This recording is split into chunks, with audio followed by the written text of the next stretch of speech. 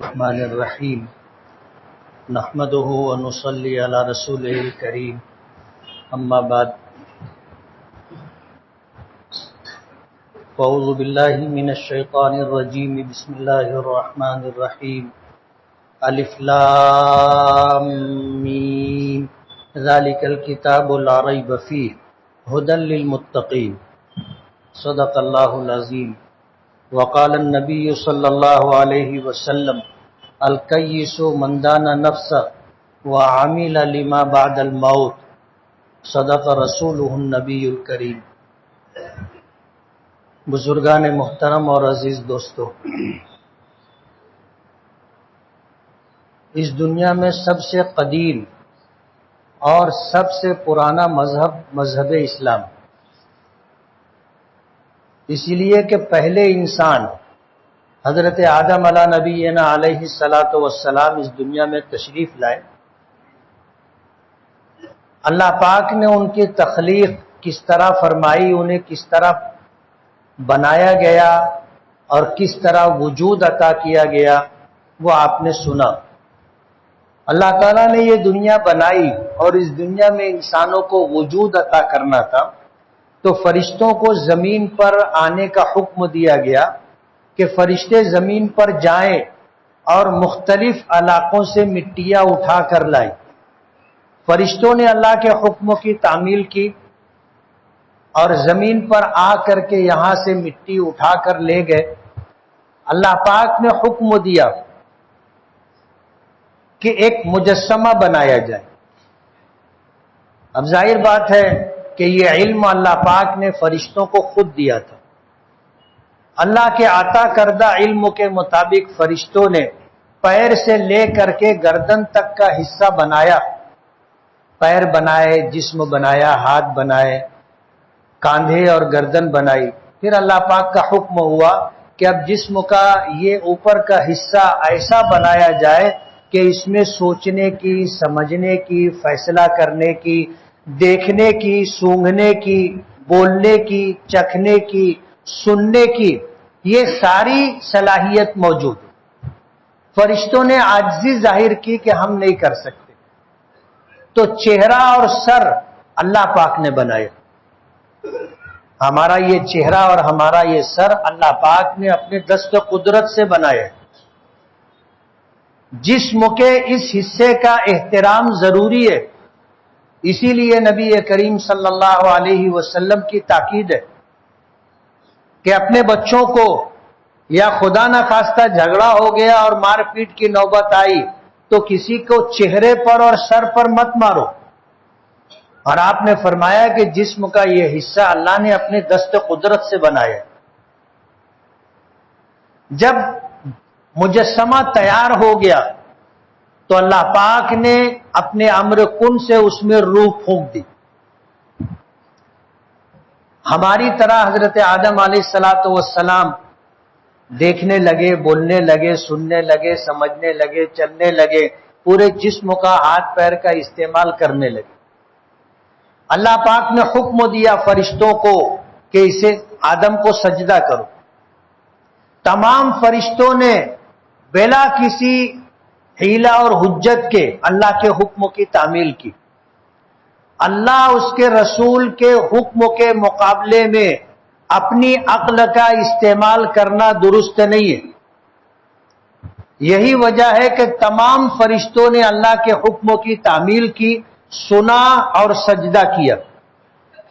حالانکہ انہی فرشتوں نے حضرت آدم کا مجسمہ بنایا تھا، لیکن کسی فرشتے نے، کہنا تو دور کی بات ہے، اس تعلق سے سوچا بھی نہیں ہوگا۔ ابلیس وہاں پر تھا جو فرشتوں میں سے نہیں ہے۔ فرشتوں کو اللہ نے نور سے پیدا کیا ہے، اور جنات و شیاطین ابلیس کو اللہ نے آگ سے بنایا ہے۔ ہم انسانوں کو اللہ نے مٹی سے بنایا ہے۔ فرشتوں نے اللہ کے حکم کی تعمیل کی، سب نے سجدہ کیا۔ ابا واستکبر وکان من الکافرین، ابلیس نے انکار کیا اور تکبر دکھلایا اور انکار کرنے والوں میں سے تھا، اللہ کے حکم کی تعمیل سے اس نے انکار کیا۔ اس سے پوچھا گیا کہ تو نے آدم کو سجدہ کیوں نہیں کیا؟ ہمارا حکم تھا۔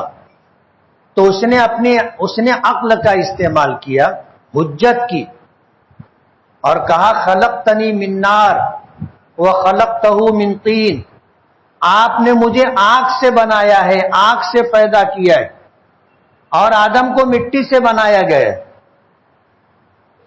کہنے کا مقصد یہ تھا کہ آگ میں علو ہے، بلندی ہے، آپ آگ جلاؤ، جب آگ جلتی ہے تو اوپر کی طرف اٹھتی ہے، اور مٹی میں پستی ہے، وہ نیچے جاتی ہے۔ تو اس نے اپنا بلند ہونا اور آدم علیہ الصلوۃ والسلام کا مٹی سے بنائے جانے پر ان کے پست ہونے کی دلیل دی کہ میں مرتبے میں بلند ہوں، مجھے آگ سے بنایا گیا ہے، آدم کو مٹی سے بنایا گیا ہے، میں آدم کو کیسے سجدہ کروں؟ انکار کیا، اور اسی انکار کی وجہ سے اللہ پاک نے ابلیس کو آسمانوں سے اتارا، زمین پر تا قیام قیامت رہنے کا حکم دیا۔ لیکن یہ ابلیس وقتاً فوقتاً آسمانوں پہ جایا کرتا تھا، فرشتوں کے ساتھ بیٹھا کرتا تھا، ان کی باتیں سنا کرتا تھا۔ اللہ پاک کی طرف سے فرشتوں کو جو حکم دیا جاتا تھا، اگر کوئی بات اس کے کان میں پڑ جاتی تو وہ زمین پر آ کر کاہن اور جادوگروں کو وہ بات بتایا کرتا تھا کہ دنیا میں یہ انقلاب آنے والا ہے، یہ تبدیلی ہونے والی ہے، کسی کو خوشی ملنے والی ہے، کسی کے یہاں اولاد ہونے والی ہے، کسی کا انتقال ہونے والا ہے، طوفان آنے والا ہے، انقلابات زمانہ۔ کوئی بات بھی ہوتی تھی وہ کاہنوں اور جادوگروں کو بتاتا تھا۔ حدیث پاک میں آتا ہے، حضور نے فرمایا، بخاری شریف کی روایت ہے کہ یہ کاہن اور جادوگر لوگ شیطان کی اس ایک بات کے ساتھ 100 جھوٹ ملا کر کے اس کو وائرل کر دیا کرتے تھے، لوگوں میں چلا دیا کرتے تھے۔ اب ظاہر بات ہے اس میں ایک بات وہ ہوتی تھی جو فرشتوں کو اللہ پاک کی طرف سے حکم ملا ہوتا تھا، اور وہی بات شیطان ابلیس سن کر کے آیا، اس نے کاہن اور جادوگر کو بتایا، تو وہ لوگ اس سچ بات کے ساتھ 100 جھوٹ ملاتے تھے۔ جب وہ سچ وجود میں آتا تھا تو لوگ اس کو دیکھ کر کے کاہن کی اس بات پر اعتماد اور بھروسہ کر لیتے تھے، اور اس ایک بات کے صحیح ہونے کے ساتھ بقیہ تمام غلط اور جھوٹ بات کو بھی سچ مان لیتے تھے۔ اور یہ سلسلہ چلتا رہا، ابلیس کا آسمانوں پر آنا جانا، فرشتوں کے ساتھ اٹھنا بیٹھنا، سب کچھ ہوتا رہا۔ لیکن جب اللہ پاک نے ہمارے آقا جناب رسول اللہ صلی اللہ علیہ وسلم کو مبعوث کرنا چاہا کہ آپ اس کائنات میں تشریف لائیں گے اور آپ کو نبوت و رسالت سے سرفراز کیا جائے گا، اللہ پاک نے یہ فیصلہ کر دیا کہ اب ابلیس آسمانوں پر نہیں آئے گا، اس کی آمد و رفت بند کر دی گئی، اور ستاروں کو مامور کیا گیا کہ اگر یہ آسمان پر آنے کی کوشش کرے تو ستارے اس کو ٹوٹ کر کے لگیں۔ ہم جو تاروں کو گرتا ہوا ٹوٹتا ہوا دیکھتے ہیں، اور ہم جسے شہاب ثاقب کہتے ہیں، یہ اللہ پاک کے حکم کی تعمیل میں ہوتا ہے کہ جب ابلیس آسمان پر جانے لگتا ہے، کوشش کرتا ہے، تو یہ ستارے اس کو مارتے ہیں، اس کو زمین پر گرا دیتے۔ یہ زخمی ہو کر کے کبھی تو مر جاتا ہے، کبھی تو مر جاتا ہے جو اور شیاطین ہوتے ہیں۔ ابلیس کو تو اللہ پاک نے قیامت تک کی زندگی دی ہے، لیکن جو زخمی ہو جاتے ہیں، مرتے نہیں ہیں، وہ جنگلات میں آنے جانے والے لوگوں کو بہکاتے ہیں، گمراہ کرتے ہیں، جنہیں قول بیابانی کہا جاتا ہے۔ نبی کریم صلی اللہ علیہ وسلم کی جب بعثت ہونے والی تھی تو یہ ایک انقلاب اس دنیا میں آیا تھا، اور ابلیس نے اپنی تمام ذریت کو، شیاطین کو حکم دیا تھا کہ تم دنیا میں گھومو، دیکھو کون سا ایسا کام ہوا ہے یا ایسی کون سی چیز وجود میں آئی ہے جس کی وجہ سے ہمارا آسمانوں پر آنا جانا بند ہو گیا؟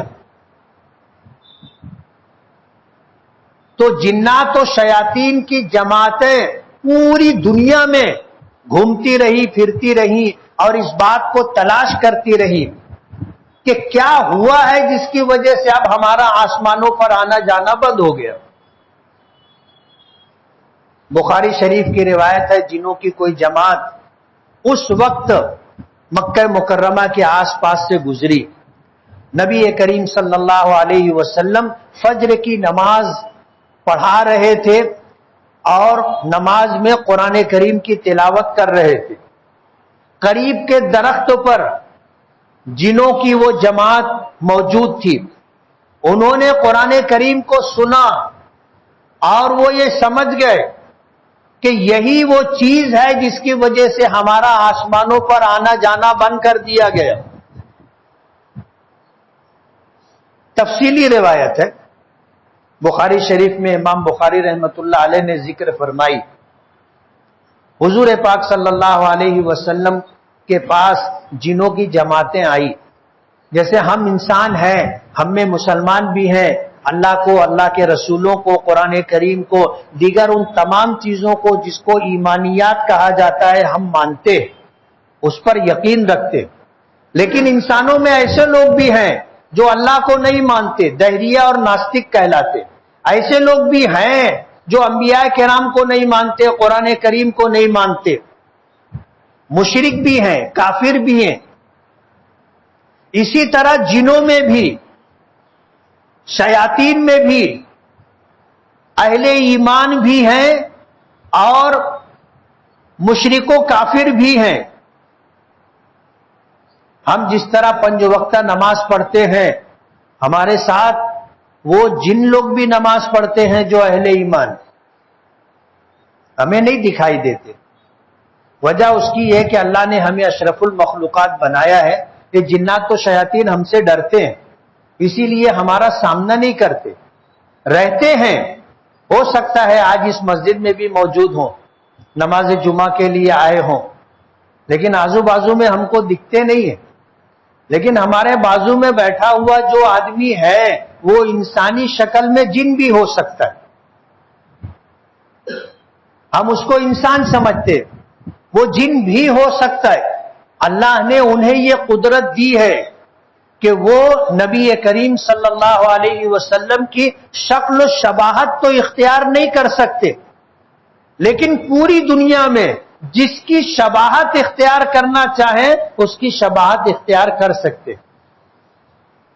اور بسا اوقات ایسا ہوتا بھی ہے، ہم کسی شخص کو کہیں دیکھتے ہیں اور اس سے جب کبھی ملاقات ہوتی ہے، تذکرہ ہوتا ہے، کہتے ہیں تم بھی تو تھے، تو وہ سوچنے پہ مجبور ہو جاتا ہے کہ فلاں پروگرام میں تو میں تھا نہیں، میں نے خود دیکھا تھا آپ تھے، تو کہتا ہے میں تو تھا ہی نہیں، مجھے تو اس پروگرام کا پتہ بھی نہیں، میں تو گیا بھی نہیں تھا۔ تو وہ ہماری شکل اختیار کر سکتے ہیں۔ اہل ایمان ہے، نماز کے لیے مسجدوں میں آتے ہیں، باجماعت نماز پڑھتے، اسی لیے جب نماز پڑھی جاتی ہے، امام صاحب سلام پھیرتے ہیں تو سلام کے وقت سلامتی کی دعا کن لوگوں کے لیے ہے نیت کی جاتی ہے۔ ہم سیدھی طرف سلام پھیرتے ہیں تو جتنے مصلی ہیں دائیں طرف اور ان کے ساتھ جتنے اہل ایمان جنات ہیں ان کے لیے اور فرشتوں کے لیے ہم سلامتی کی دعا کرتے۔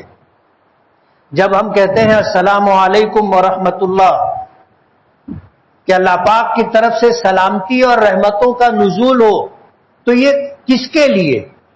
فرشتوں کے لیے، انسانوں کے لیے، نماز میں شریک جناتوں کے لیے۔ ہماری یہ نیت ہونی چاہیے۔ ہم جب بائیں طرف سلام پھیریں تو اس میں بھی یہ نیت ہونی چاہیے کہ جتنے فرشتے، جتنے انسان اور جتنے جنات بائیں طرف ہیں ان تمام کے لیے یہ دعا کہ اللہ پاک کی طرف سے آپ پر سلامتی اور رحمتوں کا نزول۔ اسی لیے ہمیں یہ حکم دیا گیا ہے کہ اب ہم جب کسی مکان میں جائیں مکان میں جائیں، ہمیں معلوم ہو نہ معلوم ہو کہ یہاں کوئی ہے یا نہیں ہے، ہم نے تالا کھولا، ظاہر بات ہے کہ ہمارا مکان ہو سکتا ہے، گوڈاؤن ہو سکتا ہے، کارخانہ ہو سکتا ہے، اور بھی کوئی عمارت ہو سکتی ہے، ہمیں معلوم ہے اندر کوئی نہیں ہے، لیکن ہمیں سلام کرنے کا حکم دیا گیا کہ السلام علینا وعلی عباد اللہ الصالحین، کہ سلامتی ہم پر بھی ہو اور ان تمام لوگوں اللہ کے نیک بندوں پر جو یہاں ہیں۔ آپ سلام کرو کسی ویران گھر میں، کسی تعمیر میں جا کر کے، ہو سکتا ہے وہاں دوسری مخلوق ہو، آپ سلام کر لو گے، وہ آپ سے مانوس ہو جائیں گے، وہ سمجھ جائیں گے کہ یہ ہمارے دشمن نہیں ہے، ہمارے خیرخواہ ہیں، ہمارے لیے دعا گو ہے کہ انہوں نے ہمارے لیے سلامتی کی اور رحمت کی دعا کی ہے۔ اسی لیے کوئی نہ بھی ہو تو مکان میں داخل ہوتے ہوئے سلام کرنا چاہیے، السلام علینا وعلی عباد اللہ الصالحین۔ اگر وہاں کوئی دوسری مخلوق ہوگی تو آپ کو انشاءاللہ تکلیف نہیں دے گی، لیکن جواب اگر سنائی دے تو گھبرانا نہیں، ہو سکتا ہے وہ آواز سے جواب دے دے، ہم نے سلام کیا ہے، جواب دیں گے وہ، لیکن ہم کبھی سن نہیں پاتے، لیکن اگر وہ سنانا چاہیں آواز سے جواب دے دے تو سنائی دیتا ہے، گھبرانے کی کوئی بات نہیں۔ وہ مخلوق ہم سے ڈرتی ہے، اللہ نے ہمیں اشرف المخلوقات بنائے۔ چھپتا کون ہے؟ چھپتا وہ ہے جو ڈرتا ہے، لیکن جب ہم ڈر جاتے ہیں تو پھر وہ ڈرانے لگ جاتے۔ اس لیے ہمیں اس بات کا حکم دیا گیا کہ اتقوا اللہ، اللہ سے ڈرو، بلکہ اللہ ہی سے ڈرو۔ سبب کے درجے میں جو خوف ہوتا ہے اس کی حیثیت الگ ہے، لیکن عقیدے کے اعتبار سے آدمی کو صرف اللہ سے ڈرنا چاہیے، اس لیے کہ اس کائنات میں متصرف اللہ کی ذات ہے، اللہ کی مرضی کے بغیر کچھ بھی نہیں ہوتا، جو ہوتا ہے اللہ کی مرضی سے ہوتا ہے، جو بھی ہوتا ہے اللہ کی مرضی سے ہوتا ہے۔ تو جنات و شیاطین کا آسمانوں پہ آنا جانا بند کر دیا گیا، وجہ اس کی یہ تھی کہ اللہ پاک نے جب قرآن پاک نازل کرنے کا فیصلہ فرمایا تو اس کے تحت یہ فیصلہ کیا کہ اب جنات و شیاطین آسمان پر نہ جا سکے۔ اللہ پاک نے قرآن پاک کے نزول کا فیصلہ کیا، فرشتوں میں فرشتوں کے سردار حضرت جبرائیل کے ذمے اور کاموں کے ساتھ ایک کام وحی کا پہنچانا بھی ہے کہ اللہ پاک کی طرف سے اللہ پاک کے احکامات نبی کریم صلی اللہ علیہ وسلم تک پہنچانا۔ تو یہ قرآن کریم آسمانی کتابوں میں ایسی کتاب ہے کہ جس کی کتابت کے ساتھ خود اللہ پاک نے تلاوت بھی فرمائی، اسی لیے اسے کلام اللہ بھی کہا جاتا ہے کہ یہ اللہ کا کلام۔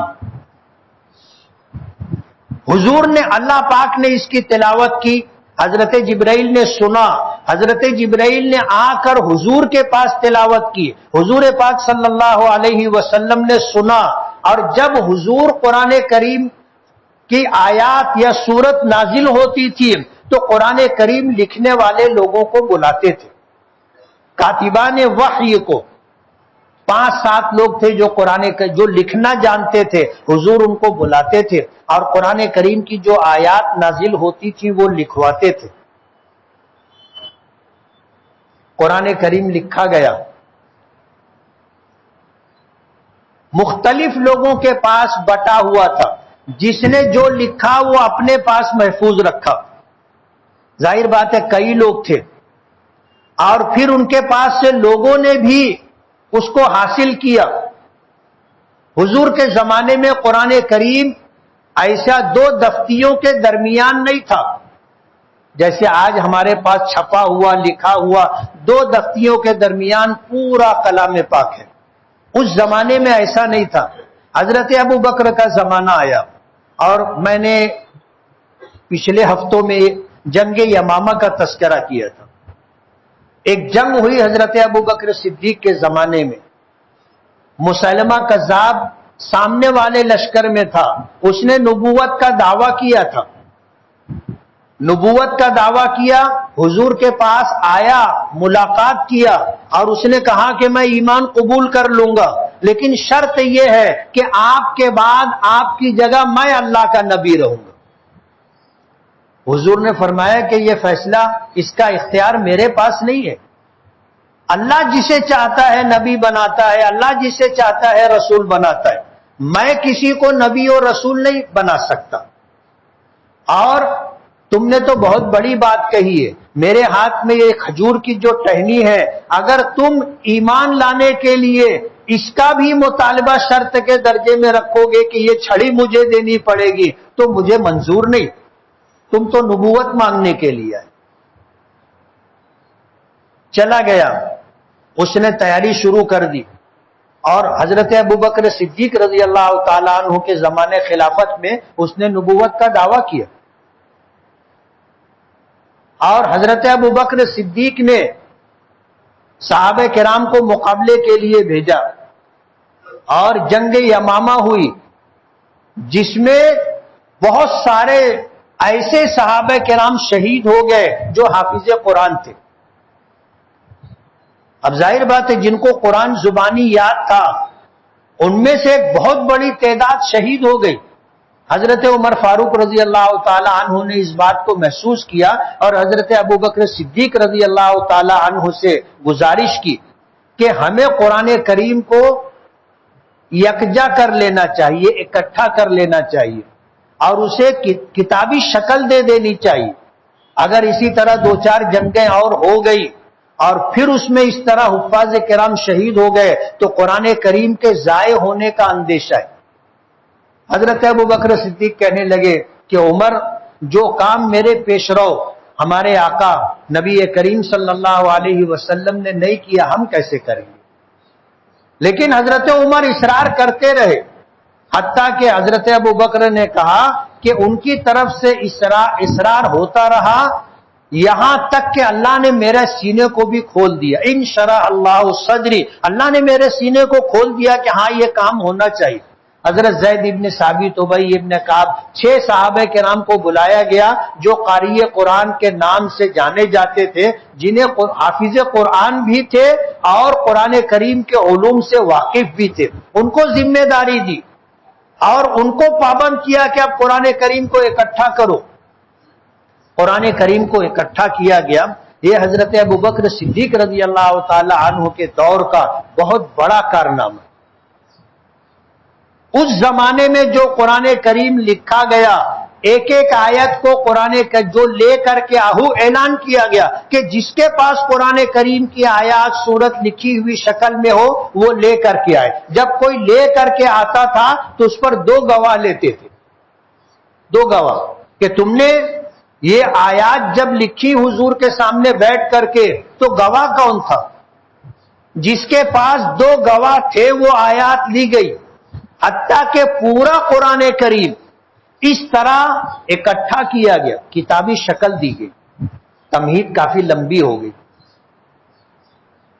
تو یہ قرآن کریم حضرت ابوبکر صدیق رضی اللہ تعالی عنہ کے زمانے میں یکجا کیا گیا، اکٹھا کیا گیا، اور جس طرح یہ قرآن کریم لکھا گیا ہے یہ توقیفی ہے۔ توقیفی کا مطلب یہ ہے کہ کسی کو قیامت تک اس میں تبدیلی کرنے کا حق نہیں۔ قرآن کریم میں جیسا بسم اللہ الرحمن الرحیم لکھا گیا ہے اسی طرح بسم اللہ الرحمن الرحیم لکھا جائے گا۔ حالانکہ عربی رسم الخط کے اعتبار سے اگر دیکھو گے تو با ایک الگ حرف ہے اور اسم ایک الگ لفظ ہے۔ لکھا جائے گا تو با کے بعد الف لکھا جائے گا، پھر سین اور میم لکھا جائے گا، یعنی اسم اسی کے ساتھ با کو جوڑ دیا گیا، یہ بسم ہوا، الف نہیں پڑھا جائے گا۔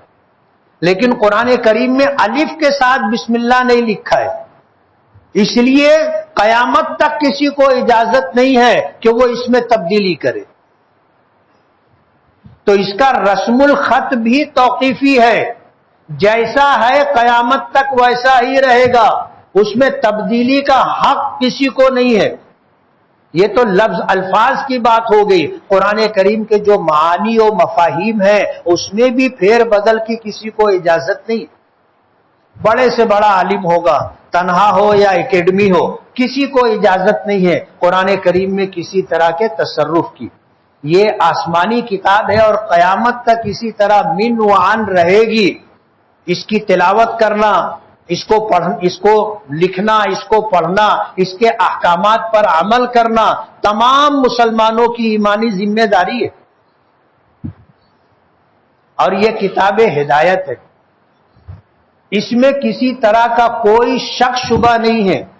ذالک الکتاب لا ریب فیہ، اس کتاب میں کسی طرح کا کوئی شک شبہ نہیں ہے۔ اگر کوئی شک شبہ کرتا ہے تو اس کا ایمان داؤ پر ہے، ایمان داؤ پر ہے اس کا۔ پوری امت کا قرآن کریم کے رسم الخط کے توقیفی ہونے پر، اس کے معانی و مفاہیم کے متعین ہونے پر اجماع ہے۔ اسی لیے کسی مفسر کو اس کی اجازت نہیں ہے کہ وہ اپنی طرف سے قرآن کریم کی کوئی تفسیر کرے، جس کو تفسیر بالرائے کہا جاتا ہے، کہ اپنی رائے سے قرآن کریم کی آیت کا ترجمہ اور تفسیر کر لینا نہیں۔ ہمیں نبی کریم صلی اللہ علیہ وسلم نے قرآن کریم کی آیات کے جو معانی و مفاہیم بتائے ہیں اور صحابہ کرام کے ذریعے ہم تک پہنچے ہیں، وہی متعین ہے۔ ہم اپنی طرف سے کوئی تفسیر نہیں کر سکتے، اس کو تفسیر بالرائے کہا گیا۔ نبی کریم صلی اللہ علیہ وسلم نے منع فرمایا کہ آج تم جو بات کر رہے ہو سکتا ہے وہ ان معانی و مفاہیم سے مطابقت رکھتی ہو جو حضور اور صحابہ سے ہم تک پہنچائے، لیکن تمہارا یہ طریقہ غلط ہے۔ آج اگر تمہاری بات صحیح ہے تو کل غلط بھی ہو سکتی ہے۔ تو قرآن کریم میں تم اپنی رائے سے، اپنی عقل استعمال کر کے کوئی معنی متعین کرنا چاہو جو اللہ کے رسول صلی اللہ علیہ وسلم اور صحابہ کرام سے منقول معنی و مفاہیم سے مطابقت نہ رکھتا ہو تو وہ رد ہے، مانا نہیں جائے گا۔ آج کی یہ بات میں نے بہت آسان کر کے آپ کو بتائی تاکہ قرآن کریم کی تاریخ آپ کو معلوم ہو جائے۔ حضرت ابو بکر کے زمانے میں جو قرآن لکھا گیا تھا، حضرت عثمان غنی کے زمانے میں اسی قرآن کو سامنے رکھ کر کے اس کے 7 نسخے تیار کیے گئے اور تمام عالم میں بھیجا گیا اور حکم دیا گیا کہ اب اسی کے مطابق قرآن کریم لکھا جائے گا اور اسی کے مطابق پڑھا جائے گا۔ باقی جتنا لوگوں کے پاس لکھا ہوا ہے کہا کہ اس کو ضائع کر دو، اگر وہ رہے گا تو اختلاف پیدا ہو سکتا ہے۔ جس کے پاس جو ہے سب ضائع کر دو، اب جو ہوگا اسی قرآن پاک کے نسخے کے متعلق ہوگا۔ وہی قرآن آج ہمارے پاس ہے اور ہمارا اس پر ایمان ہے کہ یہ کتاب الہی ہے، یہ کلام الہی ہے۔ اس کی تعلیم مدرسوں میں دی جاتی ہے۔ آج کی میری بات سے شاید آپ نے اندازہ کیا ہوگا کہ علم دین کس کو کہتے ہیں اور تاریخ دین کس کو کہتے ہیں۔ قرآن کریم کی مختصر سی تاریخ میں نے ذکر کی کہ آپ کو سمجھ میں آئے۔ مدارس دینیہ میں اسی بات کی تعلیم دی جاتی۔ یہ اسلامی قلعے ہیں، قرآن کریم کی حفاظت، قرآن کریم کی تشریح اور توضیح میں نبی کریم صلی اللہ علیہ وسلم نے جو ارشادات فرمائے جسے حدیث کہا جاتا ہے، اسی کو ہم مدرسوں میں پڑھتے ہیں اور اسی کو مدرسوں میں پڑھایا جاتا ہے۔ اللہ کا بے پناہ احسان ہے ہم ہندوستانیوں پر کہ ہم سرکاری سرپرستی کے بغیر اپنے مدرسے چلاتے ہیں، اور ہمارے اکابرین اور بزرگوں کا فیصلہ ہے کہ ہم مدرسوں میں سرکار کی کوئی مدد نہیں لیں گے۔ مدرسہ بورڈ بنا کر کے یو پی اور بہار میں تھا، پورے ہندوستان میں، لیکن یو پی اور بہار کے لوگوں نے مدرسہ بورڈ سے اپنے آپ کو جوڑا۔ سرکار کی طرف سے آپ کو سائنس سے پڑھانا پڑے گا، جغرافیہ پڑھانا پڑے گا، آپ کو لسانیات میں مراٹھی، ہندی، انگلش پڑھانی پڑے گی، تھوڑے دنوں میں سنسکرت بھی آ جائے گی کہ آپ کو وہ بھی پڑھانی پڑے گی۔ سرکار تنخواہ دے رہی تھی، یہ مدرسہ بورڈ سے جڑے ہوئے تھے۔ کہتے نا کہ خدا شر برانگیزد کہ خیر ما درا باشد، کوئی ایسی چیز وجود میں آتی ہے جس کو ہم سمجھتے ہیں کہ یہ تو بہت برا ہوا، لیکن اس میں خیر ہوتی۔ مدرسہ بورڈ سے مدرسے کے لوگ نہ جڑے، یہ ہمارے اکابرین اور بزرگوں کا فیصلہ تھا۔ بہت سارے لوگوں نے نہیں مانا، مدرسہ بورڈ سے جڑ گئے، موٹی موٹی تنخواہ لیتے رہے۔ اب یوگی سرکار جب آئی تو ان کو دن میں تارے دکھنے لگے نا۔ ظاہر بات ہے سرکار سے تنخواہ لے رہے ہو تو سرکار کی بات بھی ماننی پڑے گی۔ 15 دن پہلے اخبارات میں خبر آپ نے پڑھی ہوگی کہ یو پی کے 552 مدرسوں نے اپنا رجسٹریشن واپس کر دیا کہ ہم کو مدرسہ بورڈ سے جڑ کر کے نہیں رہنا، ہم اپنا مدرسہ خود چلائیں گے۔ مہاراشٹر میں بھی سرکار یہی کر رہی ہے۔ 2009 سے 14 کے درمیان مدرسہ بورڈ کا پروگرام رکھا، مہاراشٹر بھر کے مدرسوں کے ذمہ داران کو جمع کیا، 150-200 لوگ آئے تھے، اس وقت میں MLA تھا، میں بھی موجود تھا۔ سرکار 2 لاکھ روپیہ مدرسوں کو دے گی یہ اعلان کیا، بہت سارے لوگوں نے تائید کی، بہت سارے لوگوں نے مخالفت کی، لیکن کھل کر کے مخالفت نہیں کی، میں انتظار کرتا رہا۔ ہوتا کیا ہے، بعض لوگوں کو جلدی بولنا رہتا ہے، وجہ اس کی ہوتی ہے کہ بعد میں بولنے کے لیے کچھ بچتا نہیں، پہلے جو لوگ کھڑے ہوتے ہیں وہ بول لیتے ہیں، بعد میں بولنے والے کے ذہن میں جو ہوتا ہے اب وہ بولا جا چکا وہ کیسے بولے۔ میں انتظار کرتا رہا، آخر میں سب کی نظریں میری طرف تھی، میں MLA بھی تھا، تو میں کھڑا ہوا، میں نے پہلا سوال یہ کیا کہ آج جو یہ IAS آفیسران کی زیر نگرانی مدرسہ بورڈ بنایا گیا اور 2 لاکھ روپیہ دینے کا اعلان کیا گیا، میں یہ پوچھنا چاہتا ہوں کہ سرکار مدرسوں کو یہ پیسہ کیوں دے رہی ہے؟ سرکار کا پروگرام کیا ہے؟ سرکار کی نیت کیا ہے؟ ہم نے تو آپ سے مانگا نہیں ہے۔ تعلیم دینا سرکار کی ذمہ داری ہے کہ سرکار ٹیکس وصول کرتی ہے، لوگوں کو تعلیم فری میں دے، یہ سرکار کی ذمہ داری ہے۔ آج سرکار کی جو تعلیمی ذمہ داری ہے، پرائیویٹ اسکولوں کے کالجوں کی شکل میں لوگ کام کر رہے ہیں، وہ آپ سے گرانٹ مانگ رہے ہیں، آپ ان کو تو گرانٹ دے نہیں رہے، جو مانگ رہا ہے اس کو آپ نہیں دے رہے۔ ہم نے تو کبھی مانگا نہیں آپ سے، اور ایسا بھی تو نہیں ہے ہم آپ کے داماد ہیں کہ آپ ہم کو بلا کر کے دے رہے ہو۔ تو میرا پہلا سوال یہ ہے کہ سرکار مدرسوں کو گرانٹ کیوں دینا چاہتی؟ اس کے بعد میں نے بہت کھل کر کے مخالفت کی، اور اس طاقت کے ساتھ مخالفت کی کہ وہ پروگرام ٹائیں فش ہو گیا۔ لیکن آج کی سرکار وہ 2 لاکھ روپئے کے پروگرام کو 10 لاکھ کی شکل دے رہی ہے نا، کہ اب موجودہ حکومت مدرسوں کو 10 لاکھ دے گی، تو اب مدرسوں میں سولار سسٹم لگانے کے لیے وہی 10 لاکھ روپیہ آ رہا ہے۔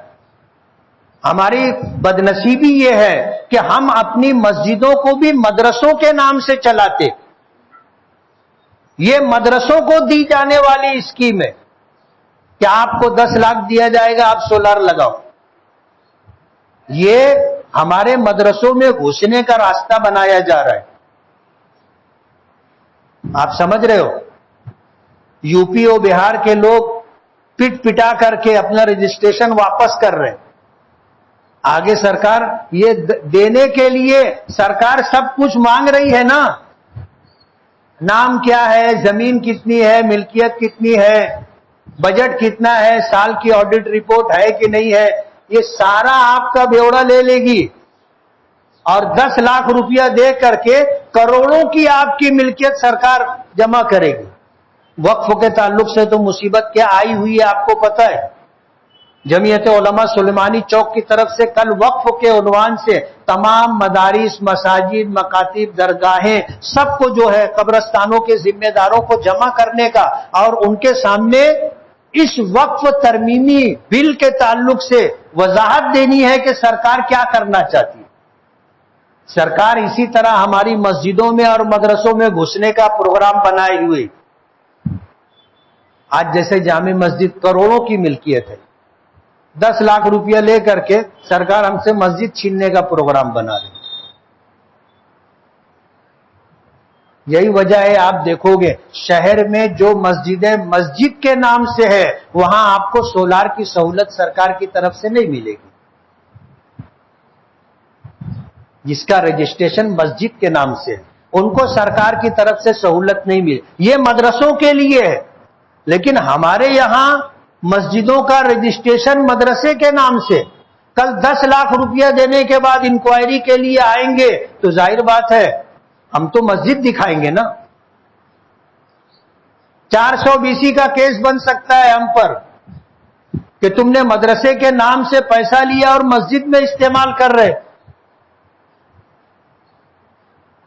اس لیے موجودہ سرکار کے عزائم اور ارادے اچھے نہیں ہیں.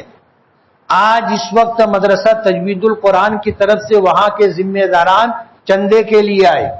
میں اپنی مسجد کے ذمہ داروں کا بہت بہت شکر گزار، انہیں مبارکباد دیتا ہوں کہ پورے شہر میں کسی مسجد نے یہ پروگرام نہیں بنایا، لیکن اس مسجد میں مشورے سے اس بات کو مان کر کے مہینے کا ایک جمعہ مدرسے کے چندے کے لیے رکھا ہے.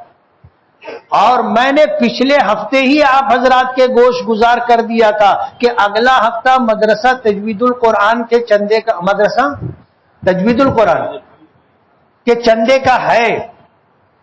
آپ لوگ جب کپڑا بدلے تو اتارے ہوئے کپڑے میں سے پیسہ نکال کر پہنے ہوئے کپڑے میں ڈال کر کے آئے.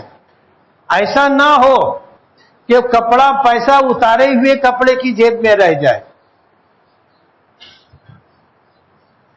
اور وہ جو ایک واقعہ میں نے سنایا تھا، جب ڈبہ مسجد کا گھومنے لگا تو ایک صاحب نے جیب میں ہاتھ ڈالا، نکالا اور نکال کر کے 10 کا ایک ڈالر ڈبے میں ڈالا، ٹن سے آواز آئی.